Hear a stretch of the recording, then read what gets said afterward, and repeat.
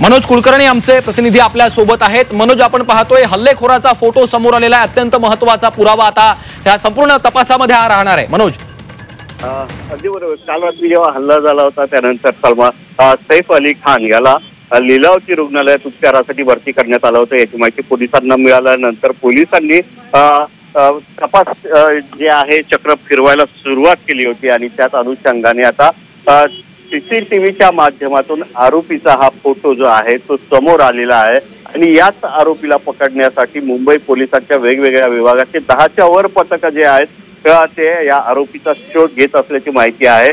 या संदर्भात वांद्रे पोलीस स्थानकामध्ये गुन्हा सुद्धा नोंद करण्यात आलेला आहे। भारतीय न्याय संहिता कलम 311, 312, 321, 4, 321, 6 आणि 331-7 या अंतर्गत गुन्हा दाखल करण्यात आलेला आहे। म्हणजे यात दरोडा, प्राणघातक शस्त्रांसह दरोडा, घरात बेकायदेशीर घुसणे, त्याचबरोबर घरफोडी आणि रात्रीच्या वेळेस घरफोडी करणे अशा या कलमांचा यामध्ये हा समावेश आहे।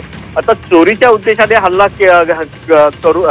चोरीच्या उद्देशाने हा हल्ला झालेला आहे का चोरी करण्यासाठी घरात घुसला होता आणि नंतर हल्ला झालेला आहे, याचा तपास आता पोलीस करत आहे। हल्लेखोराची ओळख पटलेली असून लवकरच त्याला अटक करू असं पोलिसांच्या वतीनं सांगण्यात येत आहे। परंतु अद्याप मात्र पोलिसांचे जे पथकं आहेत वेगवेगळ्या सीसीटीव्हीच्या माध्यमातून, वेगवेगळ्या रस्त्यावरच्या सीसीटीव्हीच्या माध्यमातून या आरोपीचा शोध घेत असल्याचं पाहायला मिळत आहे। मनोज, आपण पाहतो की या हल्ला झाल्यानंतर हा खरं तर जो हल्लेखोर आहे, जो आरोपी आहे, तो अभिनेता सैफ अली खानच्या घरामध्ये कशा पद्धतीने घुसला या संदर्भात विविध चर्चा सुरू होत्या, बातम्या समोर येत होत्या। मात्र हा जो फोटो समोर आलाय त्यामध्ये आपल्याला स्पष्टपणे दिसतंय की पायऱ्यांवरचा हा फोटो आहे। स्टेअरकेसचा वापर या हल्लेखोरानं केलेला आहे। पायऱ्यांच्या माध्यमातून तो अपार्टमेंटमध्ये घुसला का, सैफ अली खान पर्यंत पोहोचला का, हे देखील आता पाहणं या तपासाच्या दृष्टीने महत्त्वाचं ठरणार आहे। मनोज, अगदी बरोबर आहे। हा जो आरोपी आहे तो घरामध्ये घुसला, नेमका सुरक्षा व्यवस्था असताना, घराच्या इमारतीची जी सुरक्षा व्यवस्था आहे ती असताना, त्याचबरोबर घरामध्ये इतर कर्मचारी जे काम करणारे आहेत ते असताना सुद्धा अशा प्रकारचा घरात कसा घुसला याचा तपास आता सध्या पोलीस करत आहेत। नेमकं यामागे या घरातले जे काम करणारे कर्मचारी आहेत त्यांच्या माध्यमातून घुसलेला आहे की कसा, हा सगळ्यात मोठा चौकशीचा भाग पोलिसांचा आहे आणि पोलीस त्यावरच फोकस करून ही सगळी माहिती घेत असल्याचं पाहायला मिळत आहे। जे कर्मचारी आहेत त्यांची सुद्धा चौकशी करण्यात येत आहे। तर या सगळ्या संदर्भात त्याच घरामध्ये काम करणारी जी महिला कर्मचारी आहे तिच्याच नावाने ही तक्रार देण्यात आलेली आहे आणि त्याच अनुषंगाने गुन्ह्याची नोंद सुद्धा दाखल करण्यात आलेली आहे।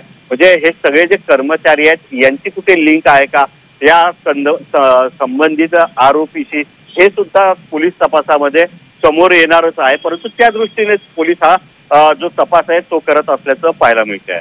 मनोज, पोलिसांची पथकं रवाना झालेली आहेत। जो हल्लेखोराचा फोटो आता समोर येतोय, इतकी सुरक्षा व्यवस्था कशी भेदली गेली या संपूर्ण तपासातला हा महत्त्वाचा मुद्दा आहे। आणि दुसरीकडे आता फोटो समोर आलेला आहे, त्यामुळे हा कितपत महत्त्वाचा पुरावा, कितपत महत्त्वाचा दुवा असू शकतो पोलिसांचा हल्लेखोरापर्यंत पोहोचण्याचा?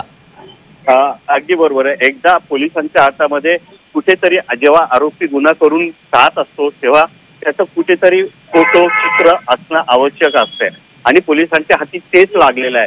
आणि याच फोटोच्या आधारावर जे पोलीस पथकं तयार करण्यात आलेले आहेत ते पोलीस पथकं वेगवेगळ्या ठिकाणी जाऊन ही सगळी आरोपी कुठे कुठे गेलेला आहे त्याचा तपास करत आहे। इतकंच नव्हे तर फक्त रस्त्यावरच नाही तर वांद्रे स्टेशन सुद्धा या ठिकाणावरून, वांद्रे टर्मिनस स्टेशन जवळ आहे, वांद्रे स्टेशन जे लोकलचं स्टेशन आहे ते सुद्धा जवळ आहे, तिथे जाऊन सुद्धा पोलिसांनी तपासणी केल्याचं समोर आलेलं आहे।